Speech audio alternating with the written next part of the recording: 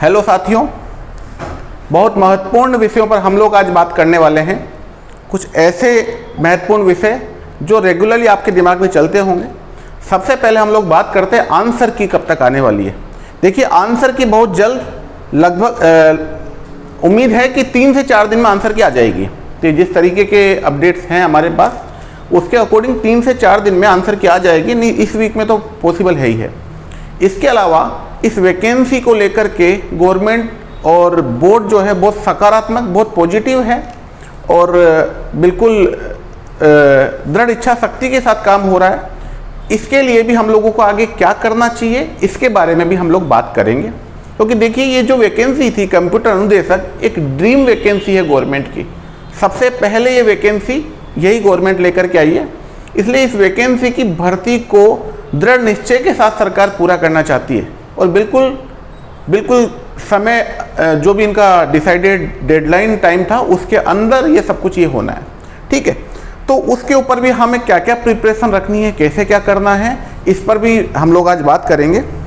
एक ये भी था कि 40% से डाउन जाएगी कि नहीं जाएगी, क्योंकि बहुत से स्टूडेंट ये भी कहते हैं कि सर डाउन होगी क्या, मेरे 35 आ रहे हैं, मैं आ जाऊंगा क्या, सेलेक्ट हो जाऊंगा क्या। उस पर भी हम लोग बात करेंगे आज। ठीक है ना, ये बहुत इंपॉर्टेंट जो पॉइंट्स है ना, आज हम उन इंपॉर्टेंट पॉइंट्स पर बात करेंगे।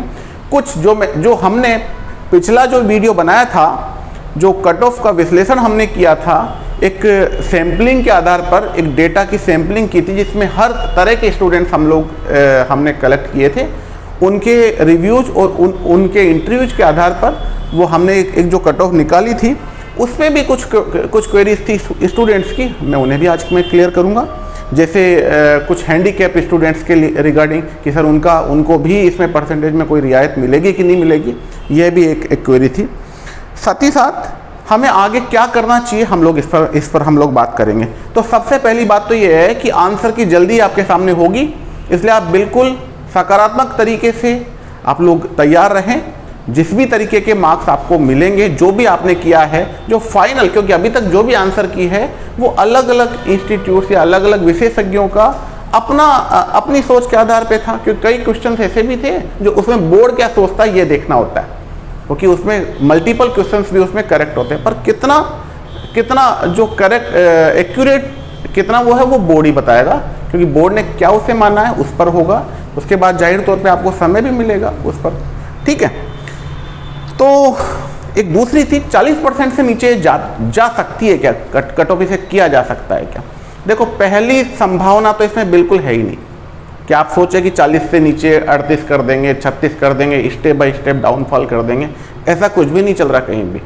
अगर आपको लगे कि हाँ ऐसा, और आपको लगता है कि हाँ 4000 5000 सीट्स बढ़ जाएंगी फिर डाउन हो जाएगा, ऐसी संभावना तो बिल्कुल भी नहीं है। आप ये मान के चलो, अगर 50% सीट्स या एक गुड नंबर्स ऑफ सीट्स अगर फिल हो जाती है, उसके बाद किसी को कुछ भी नहीं करना है कि हाँ 40 से नीचे करके हम पूरी सीट भरने की कोई गारंटी नहीं है। आपसे पहले बहुत एग्जाम्स हुए हैं जिनमें good numbers of student select हो जाते हैं और सिलेक्शन के बाद 3000 4000 5000 सीट्स वैकेंट छोड़ दी जाती है, हो जाती है। उनका क्या होगा, कुछ नहीं होगा उनका, नेक्स्ट टाइम फिर वैकेंसी निकलेगी।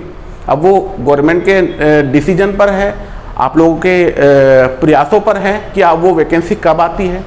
ठीक है ना, बाकी वो अगली वैकेंसी में फिल की जाती है, जो भी सीट्स वैकेंट रह जाती है। पर जितनी सीट्स में बच्चे क्वालिफाइंग स्टूडेंट मिलेंगे, वो सीट्स अभी फिल की जाएंगी। अच्छा, ये सब नए सेवा नियम जब बने हैं उसके बाद ये होने लगा है। आप लोगों को बहुत अखर्रा होगा, कई स्टूडेंट्स का आता है सर ये क्यों बना है, क्या जरूरत है 40%।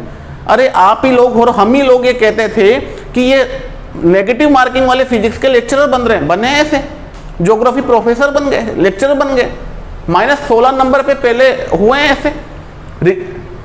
मतलब जब क्वालिफाइंग कैंडिडेट नहीं मिलते, कई रिजर्व कैटेगरीज में जब कैंडिडेट नहीं मिले तो नेगेटिव मार्क्स पर भी सिलेक्शन हुए। तो ये इस तरह की विसंगतियां जो थी इन एग्जाम्स में, कंपटीशन एग्जाम्स में, राजस्थान में स्पेशली, उन विसंगतियों को दूर करने के लिए तो ये 40% वाला रूल लाए। और वो किन स्पेशली इस तरीके जॉब्स के लिए। अच्छा लगेगा क्या कि कोई 5% मार्क्स के साथ में कोई टीचर बने हुए हैं। इसलिए टीचर्स में, लेक्चर्स में, प्रोफेसर्स में, इस तरह की जॉब्स में एक मिनिमम क्वालिफिकेशन मार्क्स डिसाइड किए हुए हैं। 40% है, या रिजर्व कैटेगरी के लिए 35% है, एससी और एसटी के लिए, और हमें इसका सम्मान करना चाहिए और उसको हमें मानना चाहिए, ठीक है ना। तो ये नहीं कि उससे डाउन हो जाए, क्यों हो जाए डाउन नहीं। हाँ, अगर बिल्कुल स्टूडेंट मिल ही नहीं रहे हैं, बिल्कुल ही अब सीट्स खाली, तो संभावना बनती है, बिल्कुल संभावना बनती है कि भाई किसी का सिलेक्शन हो ही नहीं रहा, ले तो सही कोई। वो तो फिर एक तरह का ये हुआ कि भाई वैकेंसी निकाली, स्टूडेंट्स वगैरह अपीयर हुए और कुछ भी उसका आउटपुट नहीं निकला। पर अगर ये मान के चलो, अगर 50% के अप्रोक्स सीट फिल हो जाती है तो कोई उसके अंदर उस मिनिमम क्राइटेरिया को डाउन करने का कोई विकल्प नहीं है।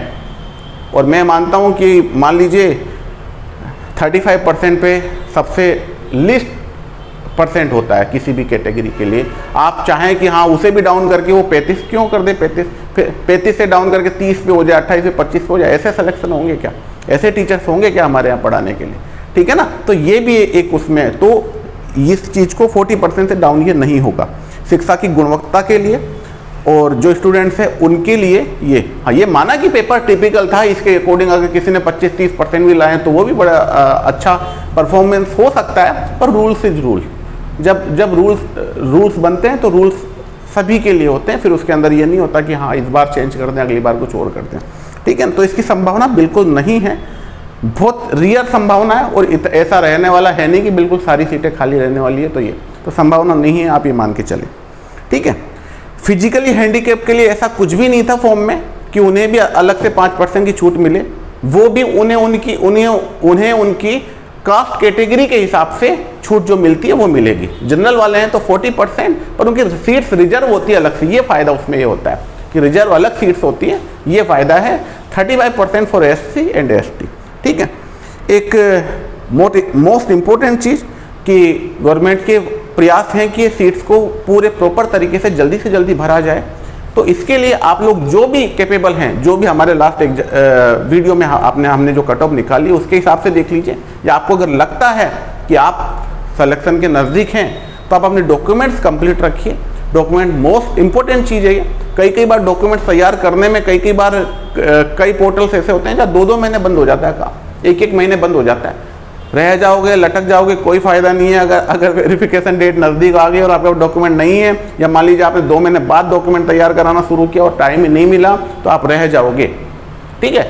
डॉक्यूमेंट्स की जगह डॉक्यूमेंट्स बना लो। कई बार कुछ डॉक्यूमेंट्स के हिसाब से आप RSSB की साइट पे जाकर के कौन कौन से डॉक्यूमेंट रिक्वायर्ड हैं, जैसे मूल निवास हो गया, कास्ट सर्टिफिकेट हो गया, या और दूसरे क्वालिफाइंग सर्टिफिकेट्स हो गए, किसी के पास स्पोर्ट्स सर्टिफिकेट है तो वो हो गए।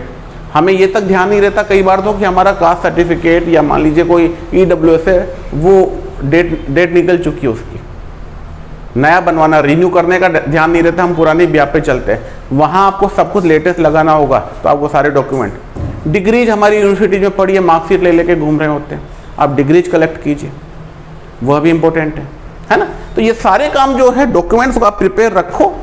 ये किसी भी एग्जाम के लिए है, ये नहीं अनुदेशक के लिए, आपको कुछ भी करना है, पर क्योंकि अनुदेशक का आपने एग्जाम दिया है और कभी भी, तो इसके लिए आप ये सारे डॉक्यूमेंट्स आप तैयार रखो, ठीक है ना। और जिनको लगता है कि नहीं हम लोग रह गए या और कुछ है, वो लोग मोटिवेट रहें, बी मोटिवेट। बहुत सी संभावनाएं और भी हैं, और वैकेंसीज भी आ रही है, सूचना सहायक आ रही है, प्रोग्रामर आ रही है, अभी इसकी KVS में भी आने वाली है, नवोदय विद्यालय में आई गई है वैकेंसी, आप उनके लिए प्रिपेयर रहें। और अगर आपको लगता है, क्योंकि बहुत से स्टूडेंट मैंने ये भी देखा फ्रस्ट्रेट हो गया, नहीं करना गवर्नमेंट जॉब की प्रिपरेशन, तो देखिए दुनिया रुकती नहीं है, आपके पास बहुत सारे विकल्प है। टेक्निकल स्टूडेंट्स हैं आप लोग, डेवलपमेंट में अपार डेवलपमेंट में जाइए आप, बहुत सी संभावनाएं हैं। मतलब अभी तो डेवलपर मिल ही नहीं रहे, आप उसमें जाइए, है ना। तो और आगे वो क्या क्या करना चाहिए, किस तरीके से करना चाहिए, आने वाली तैयारियों के लिए क्या होना चाहिए, कौन सी वैकेंसी जा रही है, इसके लिए नेक्स्ट वीडियो का आप इंतजार करें। और कट ऑफ के लिए पिछला वाला वीडियो देखें, तो मेन जो पॉइंट वाली बात है आंसर की आपके सामने आने वाली है ना। दूसरी बात यह है कि डॉक्यूमेंट्स अपने प्रिपेयर रखें कभी भी, क्योंकि ये एक जनरल बात मैं बता रहा हूँ, इसका किसी से रिलेटेड नहीं है कि हाँ डॉक्यूमेंट्स आप तैयार रखें, नहीं तो जब भी वेरिफिकेशन होगा आपके साथ चोट हो सकती है, ठीक है ना।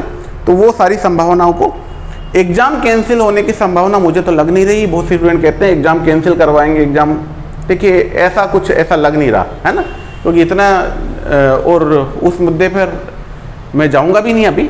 बाकी अभी तक जैसा कुछ लग रहा है ऐसा कुछ है नहीं, तो आप ये मान के चलिए कि 40% कट ऑफ वाला तो नहीं है, उसकी संभावना बिल्कुल कम है, ख़त्म है मेरे साइड से। तो जैसा मैंने ऑब्जर्व किया है और जैसा मैंने पुराने उनमें देखा है एग्ज़ाम्स में, बहुत से एग्ज़ाम से जहाँ सीट्स ब्लैंक रह जाती है, फिल होती ही नहीं है।